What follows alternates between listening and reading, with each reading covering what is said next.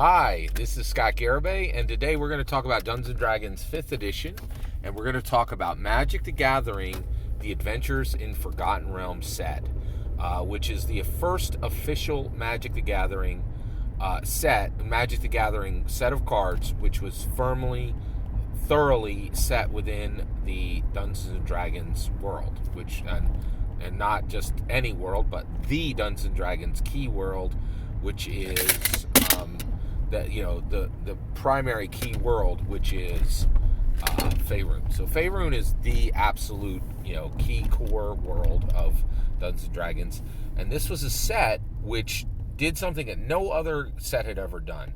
So we have had Magic the Gathering sets come into Dungeons & Dragons. This is the first time Magic the Gathering players sat down and were faced with an official Dungeons & Dragons world, right?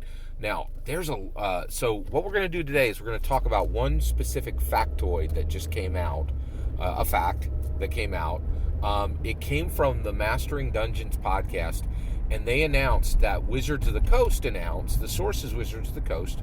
I got it through Mastering Dungeons, which is a fantastic Dungeons & Dragons weekly newscast. You're not going to find a better Dungeons & Dragons weekly newscast than these guys. They're absolutely fantastic. They have a podcast. It's called Mastering Dungeons. They also put up the podcast on YouTube, so you can watch it right here on YouTube. Alpha Stream from Twitter is the key guy. It's really excellent. So here's the factoid that they announced. Wizards of the Coast announced this. Magic the Gathering, Adventures in Forgotten Realms was the number one selling summer Magic the Gathering set in history. It sold more than any other set in history for a summer release, right? Now, why put that summer release proviso on there? Well, I'll bet you $1,000,000 to 1 it's Christmas. In America, Christmas, Jesus Christ, the dude I'm super down with. I'm an evangelical Christian. And I know the rest of y'all's like to get all up on our specific holiday. Whole world loves Christmas, right? So Christmas absolutely probably spikes other sets higher than other sets. I know for us, like there's not a single Christmas goes by that we don't have fat packs at minimum. We buy a lot of fat packs. It's a great way to get into a set, and we go to a lot of pre-release in my family, so it's definitely a thing. So let's talk about this. So basically, there's a lot there. Like so one, let me give my bona fides here. I've been playing Magic the Gathering from the beginning, 1993. I was in Lancaster and I saw the game drop. I can tell you right now, it had an impact on the tabletop role-playing game. Seeing that, like, it was unprecedented, right? Like in Lancaster, we had people driving to Philadelphia every week and buying up every pack they could find and bringing them back and reselling them at like $1 or 50 cents extra a pack. It was nuts. And I saw a lot of FLGSs stand up just from the power of Magic the Gathering alone, and then go out of business later with Fallen Empires when they overordered and nobody was buying it, and like a lot of these shops were running on a very thin margin, really weren't doing sound business. It was like a gold rush, right? So it's pretty big. And of course, I do Magic the Gathering, so I'm highly interested. So I went very in on this. I bought $600 of this set, right? And I own quite a bit of it, and I use it in my Magic the Gathering games. I use it playing Magic the Gathering, but I use it in Dungeons & Dragons. So let's talk about this. So one, what does that mean? So it came out in 1993. That means AFR, Adventures in Forgotten Realms Magic the Gathering set, outsold every other set. Every other set was a non-D&D set. So mixing Dungeons & Dragons into Magic the Gathering was massively profitable. Okay, now I will tell you this: it upset the Magic the Gathering players. One of the things that's been an absolute constant is people are saying, the D&D players are like, I don't like Ravnica, I don't like Theros, I don't like these, stop giving me these Magic the Gathering books. Strixhaven, a lot of people didn't like Strixhaven, right? And so there's a ton of D&D players who are like, can we just have our D&D settings? And the MTG people did not. I went to the pre-releases. I played a ton of this stuff.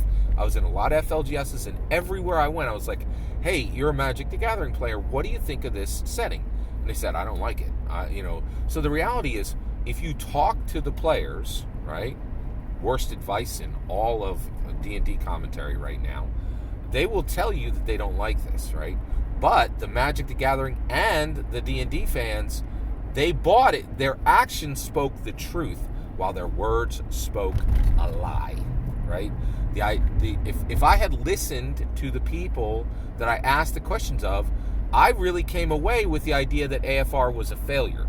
It was the biggest success on record for any summer release, right? And it was one of the top selling sets of all time in Magic, right? So players will tell you, and dungeon masters will tell you, they don't like this, but their actions speak the truth, and they're buying the heck out of the set, right? So one of the things that we are in a bad space, and we should have learned this in 2016, people lie. They lie like crazy, right? Like, they don't tell you the truth. They tell you what you want, what they want you to hear, and that is not the truth, right? So, like, one of the things, this is a fact. Like, came straight out of Wizards of the Coast.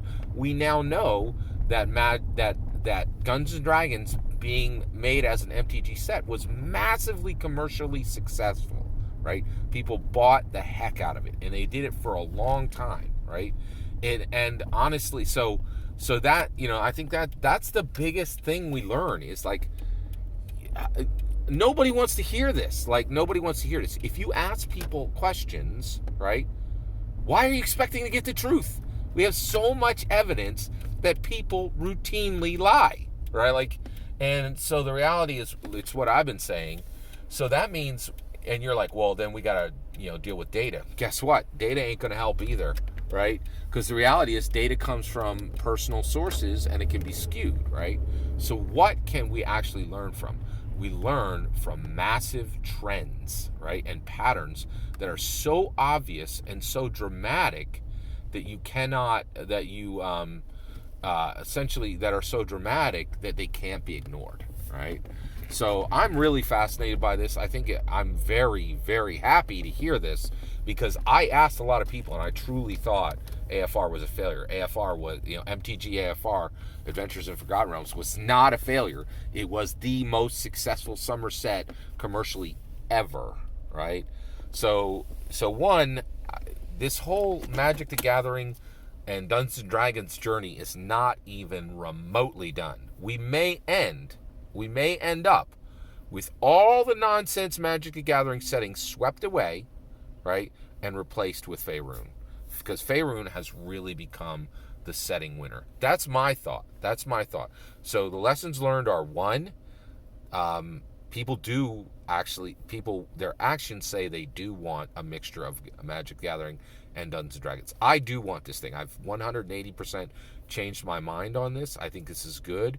It puts money, it gives synergy to Wizards of the Coast, and it creates a better product. And I will tell you right now, when it comes to art and layout, Strixhaven is an unbelievable book, and the writing as well. And so I'm all for this. And then also, just one more strong reminder to you: do not talk to your players and ask them questions and expect that the answers you get back are the truth. It's what they want you to hear. You've got to listen to things other than their mouth. You have to pay attention to their actions, right? And you have to find patterns that tell you the truth of what your players talk about. All that's my opinion. I'd love to hear your thoughts. Let me know in the comments below. Please consider liking and subscribing, and have a wonderful millennium.